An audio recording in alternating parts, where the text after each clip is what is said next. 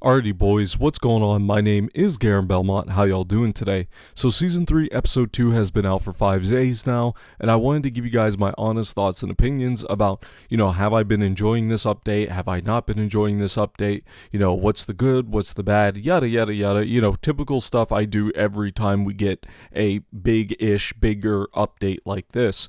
Now, before we get into the actual thoughts portion of the video, I wanted to make one thing clear here. I do not get paid by Nexon. The fact that that's even a question or something that has come up is just absolutely baffling to me.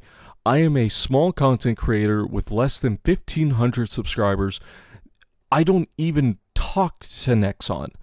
The only reason why I am in the content creator program is because I'm pretty sure whoever was in charge of that hit the apply all button. And so everybody got into that content creator program. Because at that time, I only had 200 subscribers.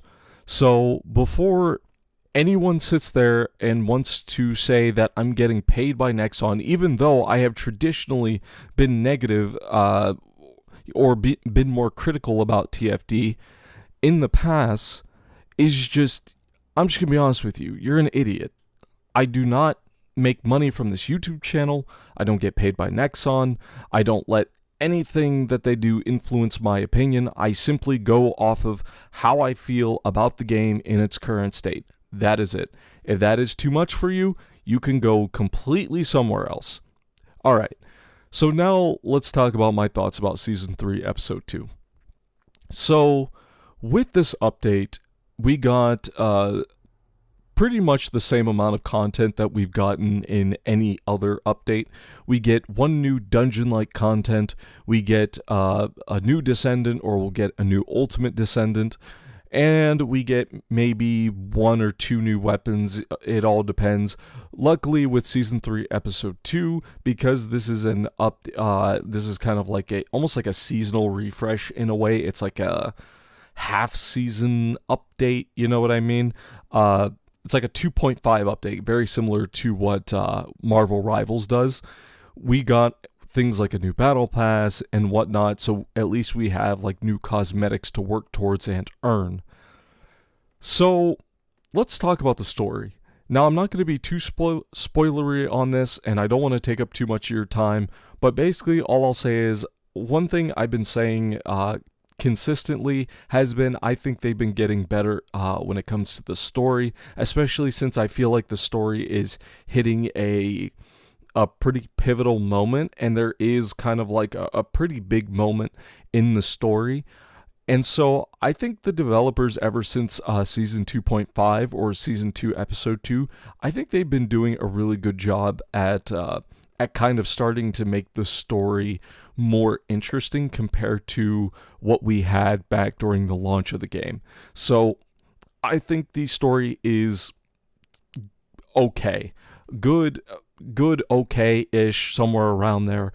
It's still not on the same levels as Warframe, and I don't expect it to be, but for the most part, I think it's interesting enough for me, and I'm not really much of a story guy. I'm very easy to please with stories. So long as it's somewhat interesting, I don't really care. But now let's talk about the things that you guys actually do care about, and that's all the new bips and bops that have come from this update. So the first thing is going to be the new Supermassive Receptor dungeon. This, hands down, is my favorite dungeon in the game. The mob density is fantastic. It's not too much. It's not too little. It is just right. And I think the developers did a really good job with the mob density. The overall design of the update is also really good. I like the dead bride that's just being strung up. I wish we would have seen more of that. Maybe like some other, like Pyromaniac maybe, or like an Infernal Walker, or not Infernal Walker, was it Flame Walker? I wish we could have seen like more of that, because I think that's just so cool, it really kind of emphasizes a little bit more of a darker tone with TFD that we kind of see during like the story and stuff like that, where we'll see a lot of like blood. And some people might not know this, TFT has like little bit of gore in it too. So I like it when we see kind of like this like dark imagery. But the developers don't go like too heavy into that because, they're also trying to sell you, Gooner skins, and having those two things clash together doesn't really mix well. So, but overall, I did like the overall like design of the Supermassive Receptor Dungeon. I also, this is small, but I like the fact how we like start outside and then go into the Supermassive Receptor Dungeon. I don't know. I feel like it's different compared to what we've had before, where we usually start out in the dungeon, but making it so we start outside. We have to get through, the horde of enemies, and then we go inside the dungeon. I don't know. I like it. It's something small, but I think it's cool. Now let's talk about the boss. The boss is... It's nothing special, but I will say I liked it more than RK Slayer. The problem with the boss, I forget what was it? Something Flores or something? I don't know. Either way, the boss, the problem with it is that he doesn't really do a whole lot. He just kind of stands in the middle of the map and or the middle of the arena and just kind of shoots you from afar, or does his like tentacle things, giggity, and all that stuff. He's not a very active boss, and that's one thing you can at least say about RK Slayer. At least he was like an active boss, and he was at least like moving around his like arena and stuff like that.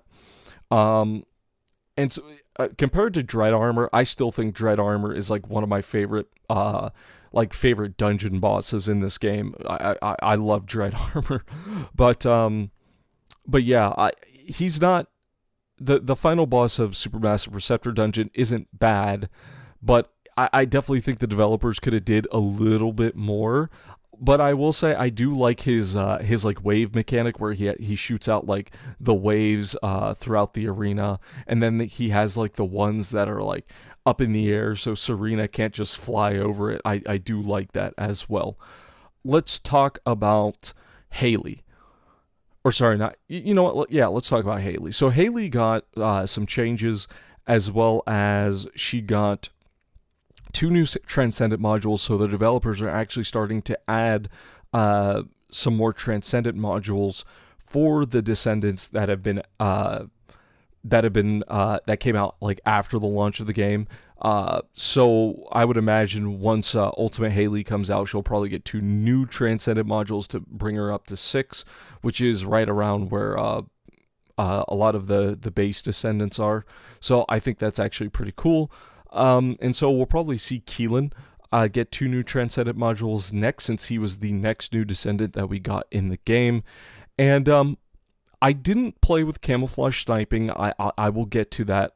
But when it comes to Cold Heart was very fun. It was very fun. It was super enjoyable. Now, one thing I did see with some people is a lot of people were saying that, this feels like VSO 2.0, and I would somewhat agree. There's definitely some similarities, but I think the gameplay loop is I still think like it's not quite there yet. It's not 1-to-1. I think the only thing really that they have similar is now that they have VSA has like, was it Frosty Road or Icy Road or something like that, where she's able to run faster, and then now Haley with Cold Heart, she can actually run faster with her third ability. So I don't know. All I know is I had fun playing Haley with Cold Heart. It was really enjoyable. I took it into just about every content: Void Vessel, Void Erosion Purge Stage 5, Challenge Mode, that is. Let's see. What else? I took it into the new dungeon, was able to do the new dungeon. I've been farming Lava Citadel with Haley Cold Heart, and it's also been a lot of fun as well. So, very enjoyable. But now let's talk about the coup de grace, the piece de résistance, Harris. Harris is... I'm really leaning towards Harris is my favorite Descendant in this game. She's fast-paced. She almost feels more roguey than Sharon, and Sharon is the assassin of the Descendants. So the fact that Harris feels kind of like a rogue from World of Warcraft more so than Sharon really, I don't know. I just like the fact that Harris is a builder spender. I'm a huge fan of like builder spender kind of gameplay because I played Rogue from World of Warcraft. I ended up synergizing really well with Harris. And then the fact that she also is just very fast, very active, very mobile, and she has great clearing potential. She's very fun.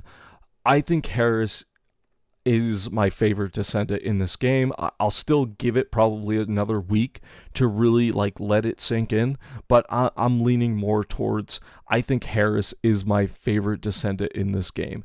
Now I'm currently working on another build with Focus Supervision. That was in my last video where I was just kind of pointing out like, hey, Focus Supervision's kind of like almost this hybrid build, and I was wanted to encourage the community to try out building Harris, Focus Supervision, stuff like that, to see what kind of crazy builds we could get to. But next up, let's talk about the two new weapons. Now I will say my Hive Master is not fully built, so I can't really speak too much about that. I will make a separate video about that. Plus, it will also be in my Focus Supervision build, since those two, I'm thinking, go hand in hand. So that will be in a separate video.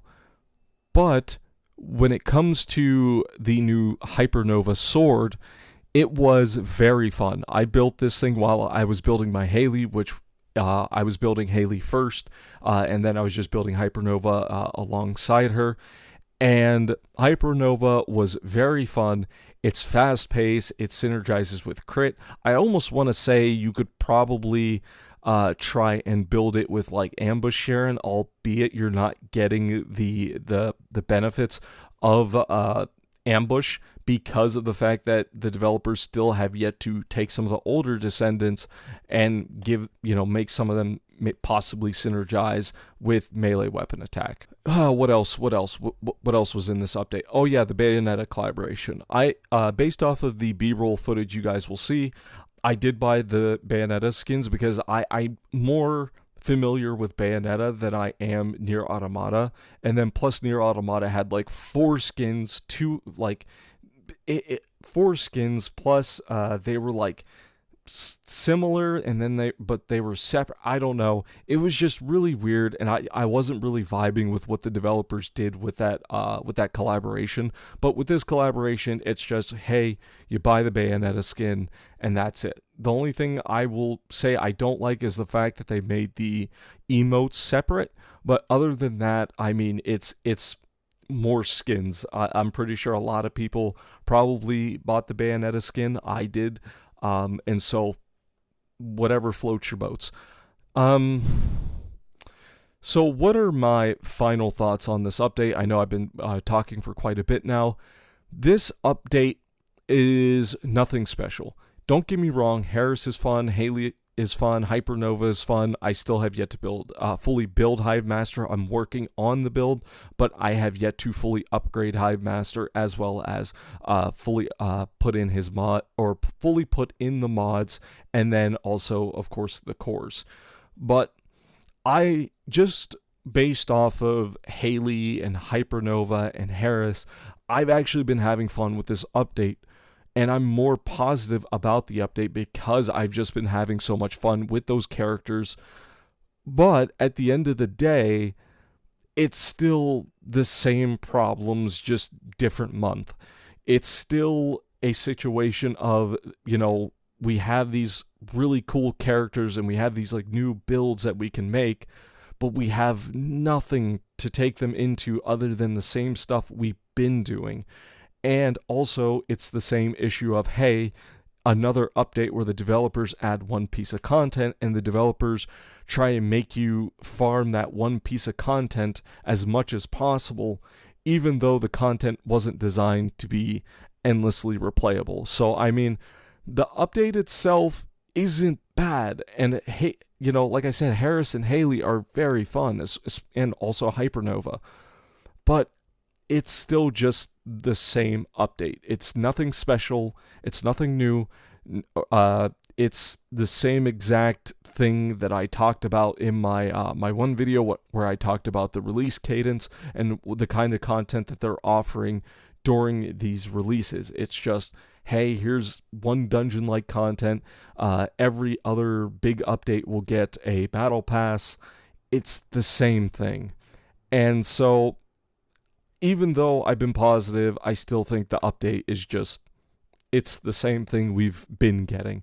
Okay, I'm sorry, I probably reiterated that multiple times, but it's just to kind of get the point across that if you are someone who has quit playing TFD and you decide to come back to TFD, it's just going to be pretty much the same thing. Harris is fun, don't get me wrong. She's incredibly fun, and I would recommend coming to this update just for her alone.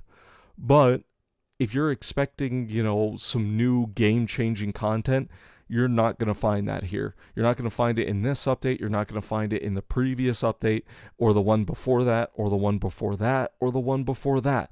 It's just the same thing.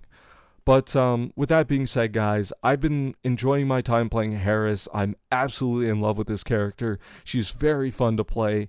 And I hope you guys are enjoying her as well. Let me know what your guys' thoughts are on this update. And like always, my name is Garen Belmont, and I will see you in the next video. Bye-bye.